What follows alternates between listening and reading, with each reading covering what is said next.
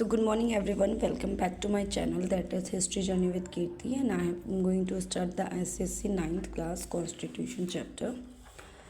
So without wasting a time, let us start discussing this chapter.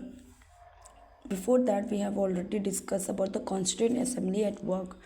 Now I think so we are in the drafting committee. So let us start. The Constitution Assembly appointed 14 committees, 4 subcommittees of its members to examine different aspects. मतलब क्या कहना चाह रहे थे कि 14 communities इन्होंने create की थी, जिसमें से उन 14 कम्युनिटीज़ में हर में से 4 सब कम्युनिटीज़ हुआ करते थे, जिसमें मेंबर्स हुआ करते थे जो दूसरे मतलब हर तरीके के डिफरेंट एस्पेक्ट्स को क्या क्या करते थे, they used to study on those things. Of these committees, the most important was the drafting committee. इनमें से सबसे ज़्यादा मतलब 1947 में इंडिपेंडेंस होने से पहले काफ़ी चीज़ों के बारे में स्टडी किया जा रहा था कि अब देश को किस तरीके से चलाया जाए, क्या क्या ऐसे रूल्स और रेगुलेशंस किए जाए या क्या ऐसी चीज़ें किया जाए जिससे कि हमारा जो देश है वो डेवलप्ड हो, क्योंकि ब्रिटिशर्स के वो भी उससे छुटा था, तो अभी तक ब्रिटिशर्स के अकॉर्डिंग चल रहा था। लेकिन अब क्या हो रहा था, कमिटीज़ क्रिएट की जा रही थी और हर कमिटी हर एक चीज़ों को लेके डिस्कस कर रहा था, चीज़ों को पढ़ रहा था। तो उनमें से एक कमेटी ड्राफ्टिंग कमेटी थी, जो कब अपॉइंट की 29 अगस्त 1947 में। इस कमेटी को हेड करने वाले डॉक्टर B.R. अम्बेडकर थे, जो कि चेयरमैन थे वहाँ की, मतलब इस कमेटी की। The other members of the drafting committee was N Gopalaswami Ayyar, Alauddin Krishnaswami Ayyar, K.M. Munshi, Syed Mohammad Saadulla, Mr. B.N. Rao. They are the secretary members of that Constituent Assembly. Now, just a second. On 21st February 1948, it presented the first report of the draft constitution to the Constituent Assembly. अब क्या हुआ, 21 फरवरी को 1948 में इन्होंने पहली report जो draft constitution की थी वो कॉन्स्टिट्यूंट असेंबली को दिखाई। द पासेज ऑफ कॉन्स्टिट्यूशन बनाना, उसको पास आउट करना, it's not a just a peanuts, okay ना, ये कोई एक दिन का काम नहीं, it's not a work of a day, इसको टाइम लगा। Each article of the draft constitution was discussed and fully debated in the Constituent Assembly from कब से 15 नवंबर 1948 से लेकर 17 अक्टूबर 1949 तक के।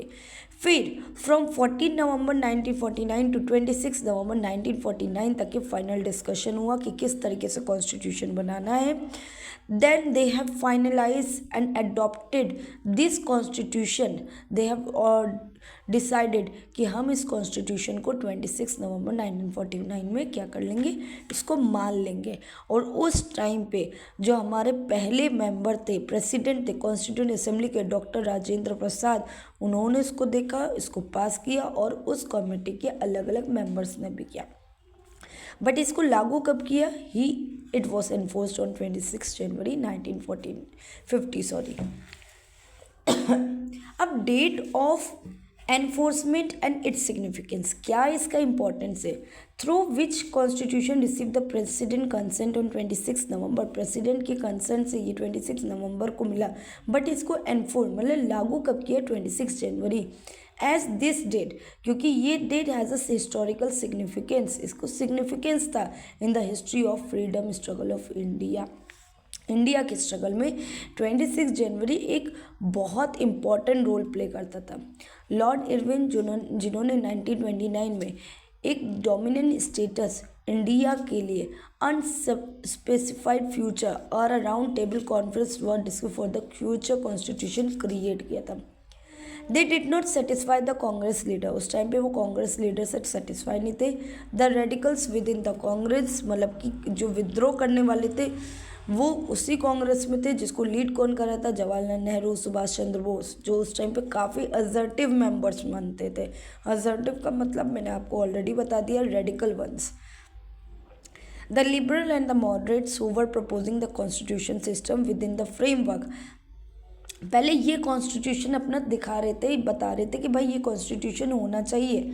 क्यों ये कॉन्स्टिट्यूशन ब्रिटिश के डोमिनेंस के अंडर में दिखा रहे थे कि भाई हमें छोटी छोटी ये रूल्स और रेगुलेशन या हमें ये फ्रीडम चाहिए, लेकिन इनको नहीं माना। In December 1929 under the presidency of Jawaharlal Nehru the Lahore Congress formalize, इन्होंने एक पूर्ण स्वराज बना दिया था और फुल इंडिपेंडेंस फॉर इंडिया, और इन्होंने डिक्लेयर किया था कि मैं 26 जनवरी 1930 को इस दिन को मैं इंडिपेंडेंस डे सेलिब्रेट करूँगा। When people were taking a place to struggle for complete independence, ये तब का टाइम है जब इन्होंने स्ट्रगल मतलब पूरी तरीके से ये आज़ाद हो जाएंगे 26 जनवरी 1930। इसीलिए आपका ये रिपब्लिक डे है, ये 26 जनवरी 1950 में क्या किया गया है, एनफोर्स किया गया है। Now preamble. Let us read the preamble of Constitution very carefully and understand each of the keywords. देखो preamble की बात करें तो एक छोटा सा इंट्रो होता है ये कॉन्स्टिट्यूशन का, जो कि मतलब हम इसके ऊपर इंटरप्रेट नहीं कर सकते, जो मतलब कि अगर हम कोर्ट में लेके खड़े हो जाए कि भाई ये लिखा है, नो नॉट एट ऑल।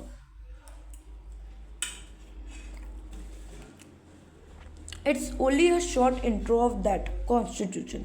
हम कुछ चीज़ों को लेके इंटरप्रेट कर सकते हैं बट पूरी चीज़ों को नहीं लेके चल सकते। The preamble of the constitution reads like a poem on the democracy. It contains philosophy on which the entire constitution has been build. ये एक तरीके की फिलोसफी जिसमें पूरा कॉन्स्टिट्यूशन जो है बिल्डअप हुआ है। ये क्या प्रोवाइड करता है, एक स्टैंडर्ड वे एग्जामिन इवेलुएट करना, ठीक है, लॉ और एक्शन गवर्नमेंट का कि वेदर ये अच्छा करे या बुरा करे। हम ये कह सकते हैं कि प्रीमेबल क्या है, एक इंडियन कॉन्स्टिट्यूशन का सोल है, ठीक है। Sovereign, social, secular, democratic, Republic, justice जो कि सोशल, इकोनॉमिक, पॉलिटिकल बेसिस में हो, लिबर्टी मतलब आज़ादी हो thought expression, belief, faith, worship के, इक्वालिटी हो स्टेटस अपॉर्चुनिटी की, फ्रेटर्निटी का मतलब कि brotherhood, dignity of individual, unity और इंटीग्रिटी ऑफ द नेशन को मेंटेन कर सके। In our constitute assembly this 26 day of November 1949 do hereby, ये 26 नवंबर 1949 क्या बन गया था कि इस कॉन्स्टिट्यूशन को हम अडेप्ट करें, इसको इनैक्ट करेंगे और अपने आप को पूरी तरीके से समर्पित कर देंगे इस कॉन्स्टिट्यूशन में। हम जिसके भी अकॉर्डिंग चलेंगे, सिर्फ हम इस कॉन्स्टिट्यूशन के अकॉर्डिंग चलेंगे, हम किसी और चीज़ को नहीं मानेंगे। हमारे अगर कुछ भी हुआ तो इसमें जो भी रूल्स और रेगुलेशन है हम इसी को ही फॉलो करेंगे। Is it clear? So thank you so much. I think I have just able to clear this chapter. If still you are having any doubt, you can ask to me, and I am over here for you all every time. Thank you so much. Till that, like, subscribe, and share my channel. Thank you.